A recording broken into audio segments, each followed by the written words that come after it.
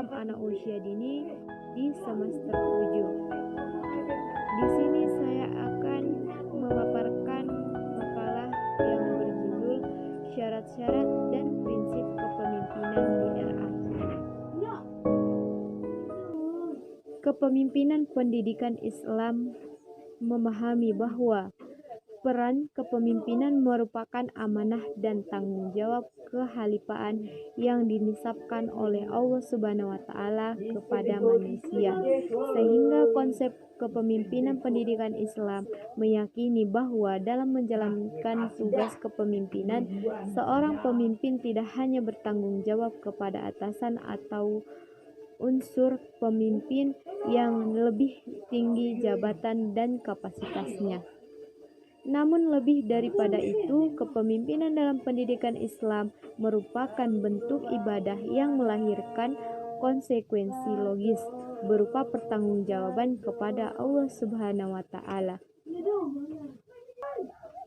Yang pertama adalah unsur-unsur kepemimpinan. Unsur-unsur kepemimpinan ada 3 jenis, yaitu yang pertama adalah unsur-unsur kepemimpinan secara umum, yakni adanya pemimpin, adanya pengikut, adanya sifat atau perilaku tertentu, dan adanya situasi dan kondisi tertentu. Kemudian unsur-unsur kepemimpinan menurut ahli, yaitu coach. Yang pertama adalah otoritas dan kekuatan pemimpin. Yang kedua adalah kemampuan dalam menyatu padukan sumber tenaga manusia yang memiliki daya-daya motivasi yang bervariasi setiap waktu dan situasi. Yang ketiga, kemampuan dalam mengembangkan iklim kerja dalam merespon dan membangkitkan atau menimbulkan motivasi. Yang keempat, kemampuan dalam mengembangkan gaya kepemimpinan. Kemudian selanjutnya adalah unsur-unsur kepemimpinan secara Islam, yaitu jihad. Jihad adalah mengarahkan segala upaya dan potensi dalam perjuangan meraih tujuan besar. Kemudian yang kedua adalah ijtihad. Ijtihad adalah seorang pemegang untuk menjadi pemimpin umat Islam wajib memiliki kemampuan menjawab berbagai problematika dalam kehidupan umat, memberikan kepastian hukum bagi persoalan-persoalan yang tidak ditemukan dalam hukum yang berlaku. Yang kedua adalah pembahasan syarat-syarat pemimpin yang baik. Pemimpin merupakan seorang yang sangat penting dalam suatu lembaga atau organisasi, baik itu organisasi sosial, keagamaan maupun non-keagamaan. Syarat-syarat yang harus dimiliki seorang pemimpin secara Islam yaitu adalah beriman, memiliki mental yang kuat, kemudian memiliki kekuasaan, otoritas legislatif, memiliki kewibawaan, memiliki kemampuan. Kemudian syarat-syarat pemimpin secara umum, yaitu kekuatan atau energi, kekuasaan emosional, pengetahuan mengenai hubungan kemanusiaan, motivasi dan dorongan pribadi, kecakapan berkomunikasi, kecakapan mengajar, kecakapan bergaul, kemampuan teknis kepemimpinan, integritas kepada orang lain, memelihara orang lain, percaya terhadap kemampuan orang lain, mendengar apa yang disampaikan, kemampuan memahami orang lain, mengembangkan bakat orang lain, menjadi arah atau navigator bagi orang lain, berhubungan dengan orang lain, memperlengkapi orang lain, dan memproduksi orang berpengaruh.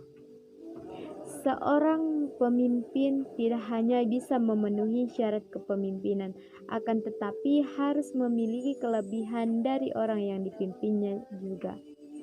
Hal ini bertujuan agar kelompok suatu organisasi tersebut dapat mencapai kemajuan, sebagaimana pemimpin yang membawahi berbagai macam permasalahan, maka harus memiliki beberapa kelebihan, yaitu yang pertama memiliki kecerdasan atau intelijensi yang cukup baik, percaya diri sendiri, cakap bergaul dan ramah tamah, kemudian kreatif.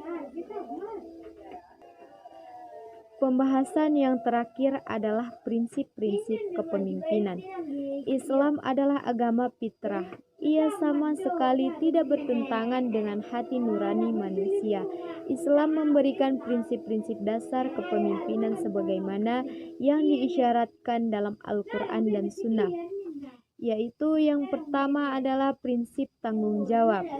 Di dalam Islam sudah digariskan bahwa setiap manusia adalah pemimpin. Yang kedua adalah prinsip tauhid. Islam mengajar ke arah satu kesatuan akidah di atas dasar yang dapat diterima oleh berbagai umat, yakni tauhid. Kemudian yang ketiga adalah prinsip musyawarah. Al-Quran dengan jelas menyatakan bahwa seorang yang menyebut dirinya pemimpin wajib melakukan musyawarah dengan orang yang berpengetahuan atau orang yang berpandangan baik.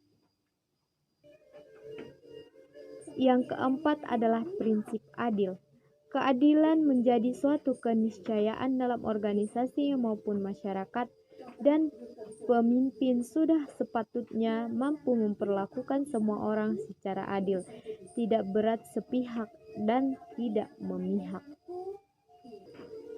Yang kelima adalah prinsip visioner, adalah pola kepemimpinan yang ditunjukkan untuk memberi arti pada kerja dan usaha yang perlu dilakukan bersama-sama oleh para anggota perusahaan dengan cara memberi arahan dan makna pada kerja dan usaha yang dilakukan berdasarkan visi yang jelas. Yang keenam adalah prinsip disiplin. Prinsip disiplin adalah suatu sikap dan perilaku seseorang yang menunjukkan ketaatan pada peraturan perusahaan atau organisasi dan norma-norma sosial yang berlaku.